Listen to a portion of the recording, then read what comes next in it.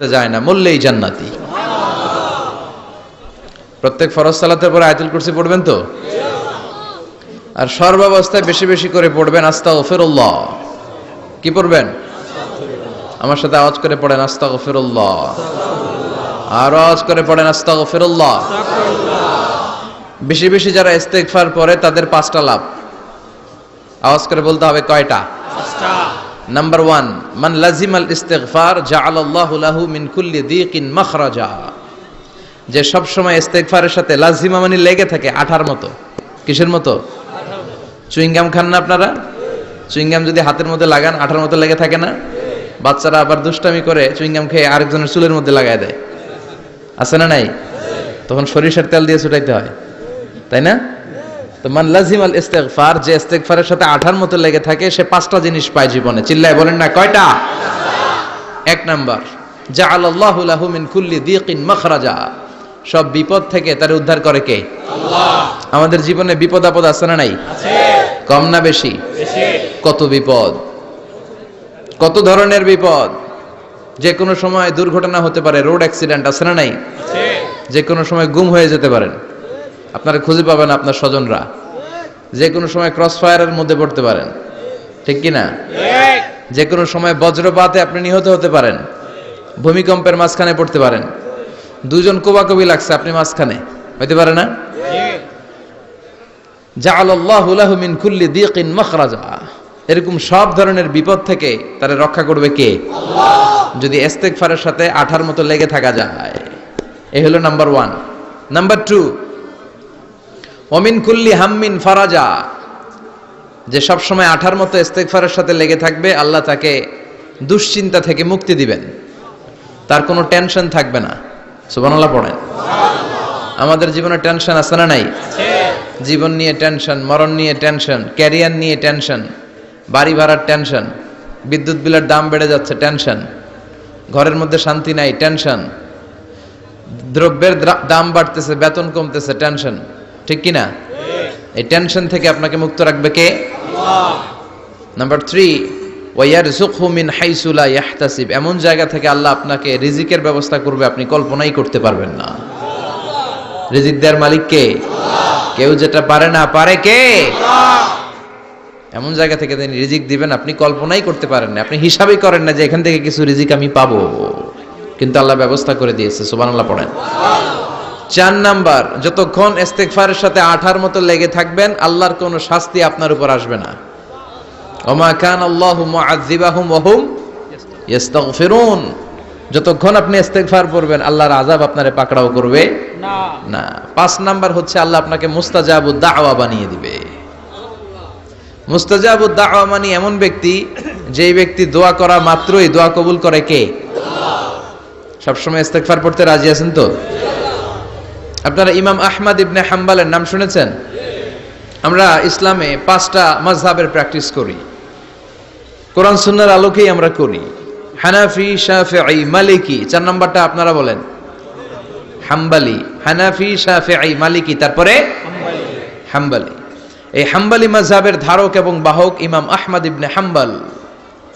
উনি অনেক বড় যুগ শ্রেষ্ঠ মুহাদ্দিস ছিলেন। একক স্বতন্ত্র হাদিসের কিতাব হিসেবে পৃথিবী খ্যাত যে হাদিসের কিতাবটা, যেটার মধ্যে সবচাইতে বেশি সংখ্যক হাদিস আনা হয়েছে, মুসনাদ আহমদ ইবনে হাম্বল, এটার রচয়িতা উনি। সুবহানাল্লাহ পড়েন। প্রায় 40,000 হাদিসের কালেকশন ওই কিতাবের ভেতরে আছে। এই হাদিস কালেকশনের জন্য ইমাম আহমদ ইবনে হাম্বল বছরের পর বছর, যুগের পর যুগ, শহর থেকে গ্রাম, গ্রাম থেকে শহর চষে বেরিয়েছেন।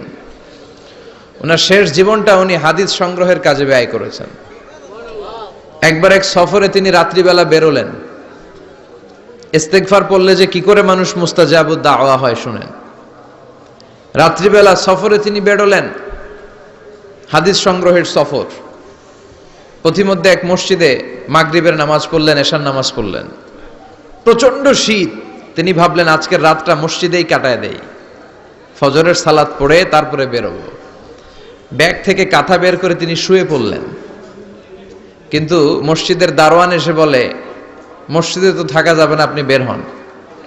ইমাম আহমদ ইবনে হাম্বল বললেন, আমি বৃদ্ধ মানুষ, প্রচন্ড শীত, কই যাব? আমি ফজরেরও মুসল্লি, ফজর নামাজও এই মসজিদে পড়বো, আমারে বাজান তুমি থাকতে দাও।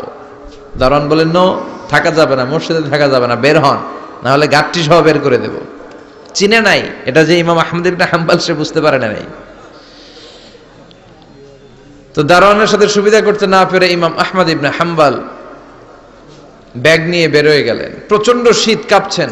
হঠাৎ দেখে সামনে এক বাজার, ওই বাজারে এক খাব্বাজ বসে আছে। খাব্বাজ মানে রুটি বিক্রেতা, খাব্বাজ মানে যুবক, একজন রুটি বিক্রেতা, রুটি বিক্রি করে। যে যুবককে সালাম দিলেন, আসসালামু আলাইকুম।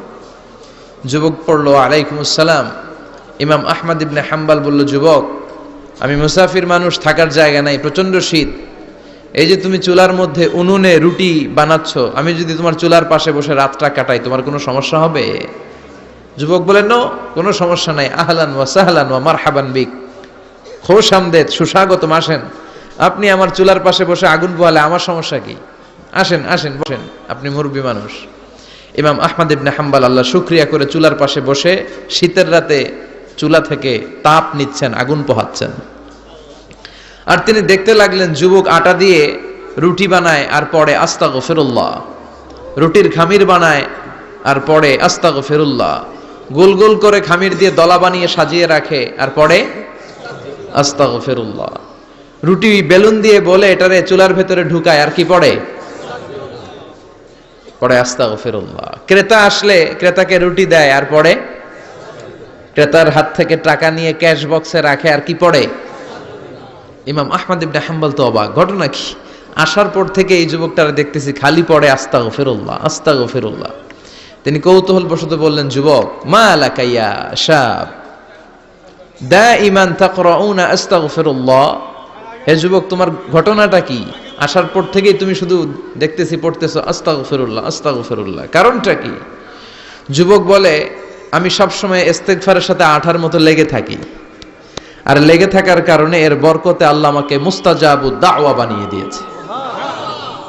মানে আল্লাহ আমাকে এমন বানিয়েছে যে আমি দোয়া করা মাত্রই আমার দোয়া কবুল করে কে? আল্লাহ। ইমাম আহমদ ইবনে হাম্বল বললেন, আনতা মুস্তাজাবুদ দাওয়া, তুমি মুস্তাজাবুদ দাওয়া, মানে তুমি দোয়া করলেই সেটা কবুল হয়ে যায়? যুবক বলে, নাআম আনা মুস্তাজাবুদ দাওয়া, আমি আমার জীবনে যত দোয়া করেছি সব কবুল করে নিয়েছে কে? আল্লাহ। আমি মুস্তাজাবুদ দাওয়া, আমি দোয়া করতে দেরি কবুল হতে সেটা দেরি হয় না। তবে আমার পুরো জীবনের সব দোয়া কবুল হলেও একটা দোয়া এখনো কবুল হয় নাই। এটা শুনে ইমাম আহমদ ইবনে হাম্বলের কৌতূহল, কিউরিসিটি আরো বেড়ে গেল। তিনি বললেন, তোমার জীবনে সব দোয়া কবুল হয়েছে, একটা দোয়া কবুল হয় নাই, কি সেই দোয়া আমারে বলো? যুবক বলে, আমার জীবনে যে দোয়াটা কবুল হয় নাই সেটা হচ্ছে, আমি আল্লাহর কাছে দোয়া করে বলেছিলাম, আল্লাহ, শুনেছি এই জামানার সবচেয়ে বড় মুহাদ্দিসের নাম হচ্ছে ইমাম আহমদ ইবনে হাম্বল, আমি যেন ওই ইমাম আহমদ ইবনে হাম্বলের কপালে একটা চুমু দিয়ে মরতে পারি, তুমি তৌফিক দিও। ইমাম আহমদ ইবনে হাম্বল নিজেকে আর ধরে রাখতে পারলেন না, চোখের পানি ছেড়ে দিলেন, যুবককে জড়িয়ে ধরলেন আর বললেন, ইয়া শাব, আহমদ ইবনে হাম্বলের কপালে চুমু দেওয়ার জন্য আহমদ ইবনে হাম্বলের দরবারে তোমার যাওয়ার দরকার নাই, আহমদ ইবনে হাম্বল নিজেই তোমার দরবারে ছুটে এসেছে। আনাল আহমদ ইবনে হাম্বল, আমি নিজেই আহমদ ইবনে হাম্বল। চিল্লায় পড়েন আল্লাহু আকবার। যুবকটি চিৎকার মেরে সাইয়েদনা আহমদ ইবনে হাম্বলকে জড়িয়ে ধরল। আহমদ ইবনে হাম্বলের হাতে হাত রেখে মুসাফা করলো, আহমদ ইবনে হাম্বলের কপালে একটা চুমু এঁকে দিল আর বলল, ইয়া আহমদ ইবনে হাম্বল, এই ইস্তেগফারের কারণে আমার জীবনের সব দোয়াই কবুল হয়ে গিয়েছে। আপনি সব সময় যদি ইস্তেগফারের সাথে লেগে থাকেন, আপনারে মুস্তাজাবুদ দাওয়া বানাবে কে?